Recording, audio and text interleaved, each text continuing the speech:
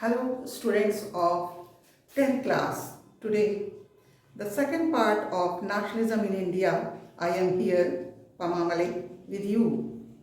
Today shortly I will explain nationalism in India and the most important movement of Mahatma Gandhi, that was civil disobedience movement.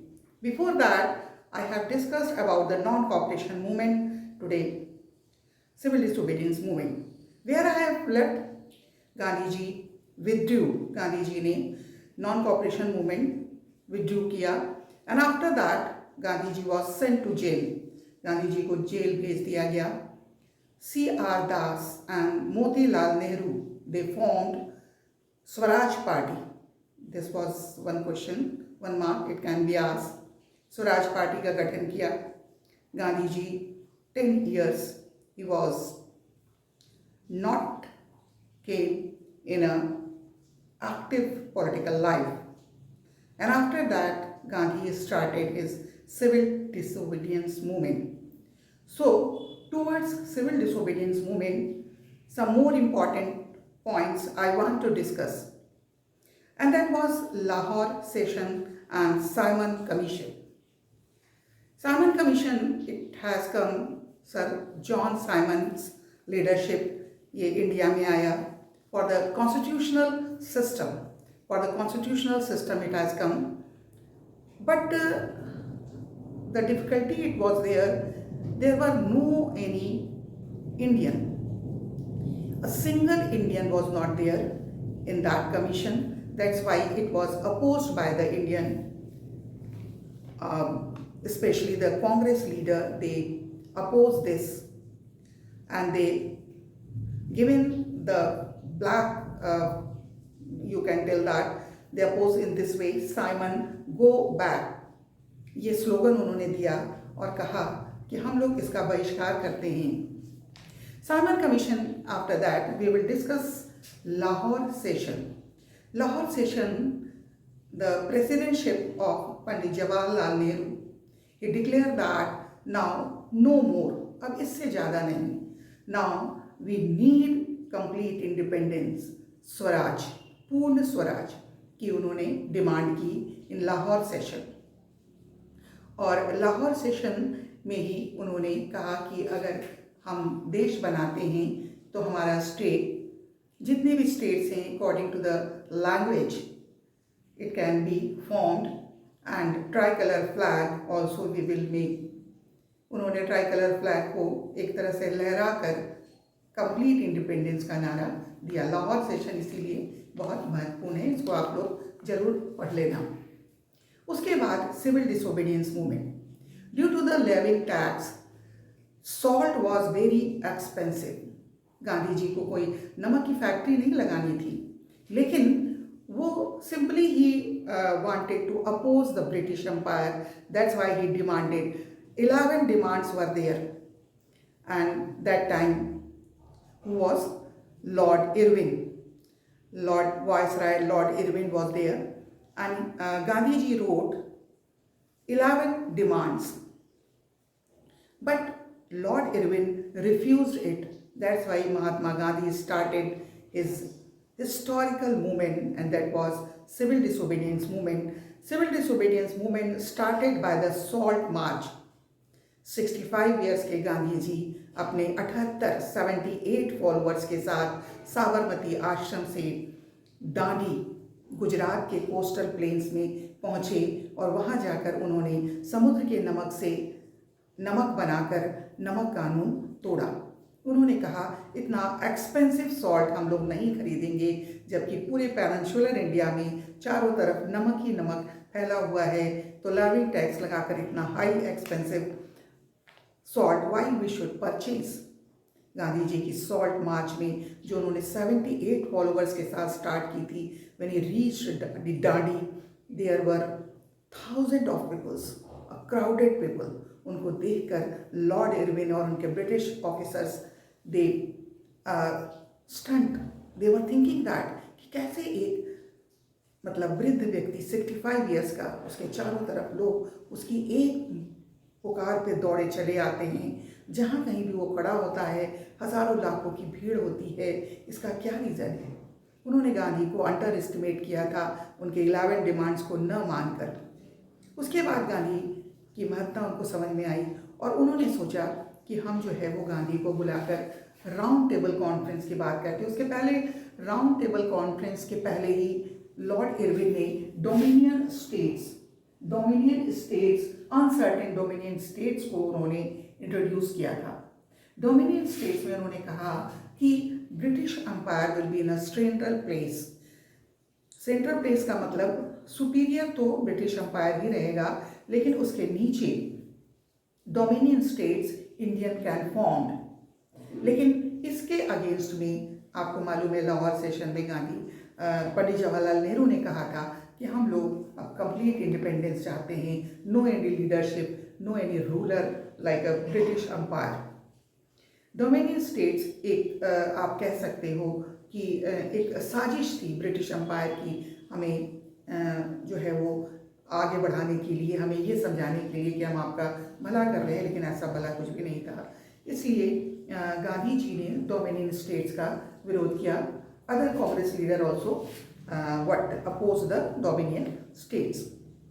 And after that this lord Irwin he called Mahatma Gandhi. We will discuss about that कि Lord Irwin refused Mahatma Gandhi's 11 demands, and Mahatma Gandhi's salt march started civil disobedience movements like a non-cooperation movement. It was like a boycott mission. Boycott mission का मतलब ये था कि वो लोग स्वदेशी को अपनाकर विदेशी का बहिष्कार करने की बात उन्होंने कही। और इसके अलावा उन्होंने ये भी कहा कि हम लोग जितनी भी समाज की बुराइयां हैं वो दूर करेंगे, जैसे लीकर शॉप पिकेटिंग की बात उन्होंने कही कि हम लोग शराब बंदी का नारा दिया।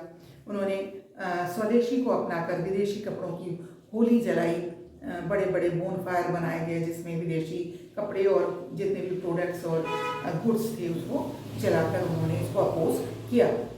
तो civil disobedience movement, it was more spread, more broad than the this non-cooperation movement. We will discuss that कि all the industrialists supported महात्मा, उसमें पुरुषोत्तम दास, ठाकुर दास एंड जी.डी. बिरला जैसे बड़े बड़े इंडस्ट्रियलिस्ट थे, उन्होंने गांधी जी को सपोर्ट किया।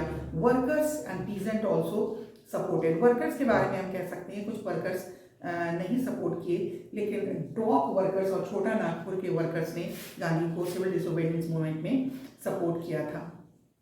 Peasants in the leadership of communist, उन्होंने भी छोटे मोटे ऐसे बहुत सारे मूवमेंट्स स्टार्ट किए, and they also believe in non cooperation movement. And one was the very important person, his name was Khan Abdul Ghaffar Khan. In Afghan, it was that front of our country, एकदम बिल्कुल हमारे देश की सीमा रेखा पर रहने वाले Khan Abdul Ghaffar Khan, he was a strong follower of Mahatma. That's why he was known as the सीमांत Gandhi or the frontier Gandhi. इस नाम से भी उनको जाना गया। He also joins the civil disobedience movement. It was successfully run, but some limitations were there. That we will discuss, and after that we will discuss the Gandhi-Irwin Pact. पहले हम लोग डिस्कस करेंगे बहुत सारे लिमिटेशन, जैसे उसकी limitations थी, आप कह सकते हो नॉन कॉपरेशन मूवमेंट की, वैसे ही लिमिटेशंस सिविल डिसोबीडियंस की भी थी। व्यवहारिक नहीं था बाइकॉट करना। फिर उसके साथ दो वर्ग, one was there untouchables. Gandhi ji has told we can not get Swaraj if the untouchabilities cannot remove from our country. उन्होंने कहा 100 साल तक हमें स्वराज नहीं मिलेगा अगर हमारे देश से अस्पृश्यता, अनटचेबिलिटी, इसको दूर नहीं किया जा सकता। Gandhi ji always with the untouchables, जिनको हम लोग दलित कहते हैं, उनके साथ थे। उन्होंने उनको एक नया नाम दिया, हरिजन। उन्होंने कहा ये ईश्वर के लोग हैं, और इनको जो है वो साथ में लेकर ही हमें आगे बढ़ना पड़ेगा। उनके काम होते थे टॉयलेट साफ करना वगैरह, वो गांधी जी कहते थे हम लोग खुद अपने हाथ से करेंगे, क्यों दूसरों से हम अपनी गंदगी को साफ कराएं। इस तरह से गांधी जी ने उनको सपोर्ट किया था। But you know that his leader was doctor Bhimrao Ambedkar, and Bhimrao Ambedkar wanted to establish the separate electorate। देखो separate electorates के बारे में हम आपको बता दें, जिसको लॉर्ड इरविन और ब्रिटिश ने इंट्रोड्यूस किया था। सेपरेट इलेक्टरेट्स का मतलब ये था डिवाइड एंड रूल पॉलिसी का ही एक दूसरा रूप था। सेपरेट इलेक्टरेट में ब्रिटिश ने कहा कि जो मुस्लिम्स हैं वो अपने क्षेत्र में मुस्लिम कैंडिडेट्स को वोट देंगे, और जो अनटचेबल्स हैं, दलित हैं, वो भी अपने क्षेत्र में दलितों को वोट देंगे, और जो सजातीय हैं, हिंदू हैं और दूसरे लोग हैं, वो लोग अपने अपने जाति में वोट देंगे। इस तरह से उन्होंने हमें बांटने की कोशिश की। Gandhi ji was against this separate इलेक्टरेट, इसके बिल्कुल अगेंस्ट में थे। उनका कहना था कि हम लोग एक यूनिटी को मेंटेन करेंगे, हिंदू मुसलमान unity, and higher caste and the lower caste. वैसे हायर कास्ट लोअर कास्ट कोई बात नहीं होती, लेकिन दलितों को और सजातियों को भी उन्होंने कहा एक साथ देश के फ्रीडम स्ट्रगल में पार्टिसिपेट करने का, इसका उन्होंने विरोध किया। लेकिन मुस्लिम्स क्यों पीछे हट गए? उसमें हिंदू महासभा के मिस्टर जयकर थे। He was against the unity of Hindu and Muslims, और उनके इस प्रयास से हुआ कि मुस्लिम्स गेटिंग अ बैक और वो get a side, and they were not join civil disobedience movement. Untouchables also not join civil disobedience movements in the leadership of Baba Bhimrao Ambedkar. But in Pune Pact, Baba Bhimrao Ambedkar and Mahatma Gandhi, आपको मालूम है महात्मा गांधी की इतनी महान जो है वो व्यक्तित्व था कि उसके सामने कोई ना कह ही नहीं सकता था। तो पूना पैक्ट में बाबा भीमराव अम्बेडकर शूक हैंड, उन्होंने हाथ मिला लिया विद महात्मा, लेकिन एक शर्त पे। उन्होंने कहा रिजर्व कॉन्स्टिट्यूएंसी होगी। रिजर्व कॉन्स्टिट्यूएंसी जो अब भी हमारे कॉन्स्टिट्यूशन में है कि पार्लियामेंट के राज्यसभा और लोकसभा में मेंबर्स को, दलित मेंबर्स को, वीकर सेक्शंस को रिजर्वेशन मिलता है। इसी शर्त पे बाबा भीमराव अम्बेडकर ने गांधी को ज्वाइंस किया कि दलितों को रिजर्व सीट्स मिलेंगी। गांधी जी इस बात में एक्सेप्ट हो गए, accepted this demand of Baba Bhimrao Ambedkar, and in this way what in Poona pact they both joins together civil disobedience movement. But Muslims इसमें अलग अलग पड़ गए और उन लोगों ने इसका विरोध किया। वो एक जैसे मुस्लिम और हिंदू उसमें डिस्प्यूट्स अराइजेस, ऐसे ही डिस्प्यूट्स यहाँ भी मतलब डेवलप हुआ। लेकिन हुआ एक बहुत ही महत्वपूर्ण बात हुई, and it was the Gandhi Irwin pact. Gandhi Irwin pact, Poona pact it was in 1930, and Gandhi Irwin Pact it was 1931, when the Lord Irwin called Mahatma and he invited him in a round table conference in London, and he requested Gandhi, please you stop this this civil disobedience movement, and you come there in London. There you will discuss, we both will discuss about the problems of Indians. And in this way Gandhi एक तरह से उनकी साजिश में फंस गए, उनके मतलब बातों में आ गए, और कहीं पर भी नॉन वायलेंस बहुत सारे मूवमेंट्स भी थे, इससे भी गांधी कुछ अनहैप्पी थे और उन्होंने सिविल डिसोबीडियंस मूवमेंट को विथड्रू किया।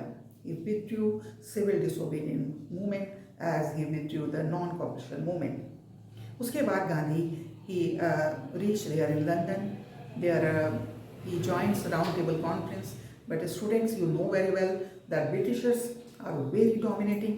They never listen the British representative, जहाँ पर गांधी ही नहीं थे, मौलाना अबुल कलाम आज़ाद थे, डॉक्टर भीमराव अम्बेडकर थे, लेकिन उन्होंने उनकी बात नहीं सुनी।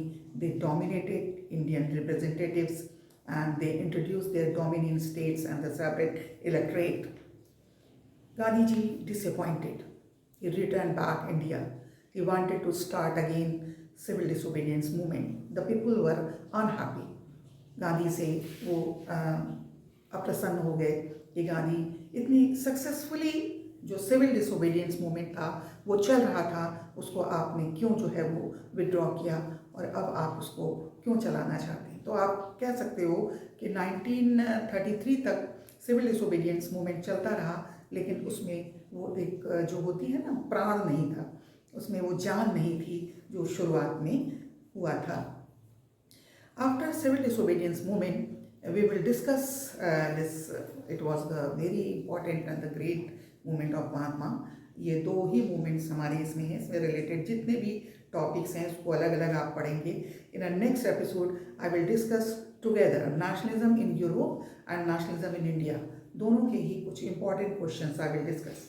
Here I want to discuss the last topic of nationalism in India, and that was collective belongings. Collective belongings we have discussed. हम लोगों ने डिस्कस किया था the rise of nationalism in Europe में कि किस तरह से एक ही भाषा बोलने वाले, एक ही जाति, एक ही कम्युनिटी के लोग किस बात पर विश्वास करते हैं कि वी बिलीव कि we are Indian, we belongs to a country, great country that is India, and we all are Indian at first, and after that we are Hindu, Muslim, Sikh, ईसाई और Tamilians, Telugu, Punjabi and Bengali.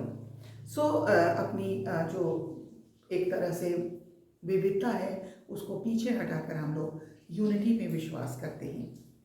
Unity in integrity, इस बात पर विश्वास करते हैं और हम लोग जो है वो एक साथ आगे बढ़ेंगे। तो कलेक्टिव बिलोंगिंग्स के लिए उन्होंने सबसे पहले कुछ सिंबल्स में सबसे पहला था tricolour flag. Tricolour flag, it was formed before that, but Gandhi ji which tricolor flag he introduced in that one rig, white and green color were there, और बीच में जो है वो in the place of the अभी जैसे चक्र बना हुआ है और उसकी जगह पर गांधी जी ने स्पिनिंग व्हील का एक जो है वो प्रारूप उस फ्लैग में बनाया था। तो ये जो मतलब पहला फ्लैग था, it was formed by the Mahatma Gandhi. ये याद रखना, this question also can be asked in 1 और 2 मार्क क्वेश्चन। ठीक है, स्वदेशी का किस तरह से गांधी जी ने मतलब निर्माण किया। तो ये सब ऐसे साइन और सिंबल्स थे which encourage our feeling of nationalism. Understand this type of feelings we can माने by watching them we can encourage our nationalism feeling. And the same way the woman allegory जो हम लोगों ने पहले वाले chapter में पढ़ा था कि किस तरह से जर्मेनिया और बेनिएट थे, तो हमारे यहाँ भी मदर इंडिया और इसका जो है वो प्रारूप बनाया था अवनींद्रनाथ टैगोर ने। Abanindranath Tagore was the relatives of Gurudev Rabindranath Tagore, and he also painted Bharat Mata की एक तस्वीर। भारत माता की कई तस्वीर बनाई गई, कहीं भारत माता सन्यासी के रूप में दिखाई जाती हैं, कहीं उनको दुर्गा के रूप में दिखाते हैं जहाँ पर बगल में लॉयन बैठा हुआ है, और कहीं पर उनको लोटस के मतलब जो है वो खिलते हुए फूल के बीच में दिखाया जाता है। तो कई रूप, कई प्रारूप, लेकिन माँ का रूप और कंट्री को, देश को जो है वो माँ के रूप में क्या किया गया, समझा गया। And it was the visualisation of the nations, हम लोगों ने पहले ही पढ़ा था। तो हमारे देश में भी इसको कलेक्टिव बिलोंगिंग्स में different type of sign and symbol. The song also was there, Vande Mataram, written by Bankim Chandra Chatterjee. कितने नौजवान, कितने मतलब बूढ़े और बच्चे, they sacrifice their life for this song. Vande Mataram गाते हुए छोटे छोटे बच्चे ट्राई कलर फ्लैग लेकर आगे बढ़ते चले गए। वो इस यूनियन जैक को, ब्रिटिश फ्लैग को हटाकर अपने देश में स्वदेशी स्वराज लाना चाहते थे। और ये था मतलब importance of collective belongings. We all are collectively believe in a one country, and that is India, and we are Indian, and the Britishers are the outsider, foreigner. इन्हें हमें देश से बाहर निकालना है। Student, it was the short summary of nationalism in India. Some of the questions are there. I think that at this time you are in the place of listening the teacher, you are very eager to listen that which type of topic and the chapters we have to discuss. So in our next episode, in our next video, I will discuss some of the important questions of the rise of nationalism in Europe as well as the nationalism in India. Okay, certainly you will see and you will get benefits. Best of luck, students. Okay, bye.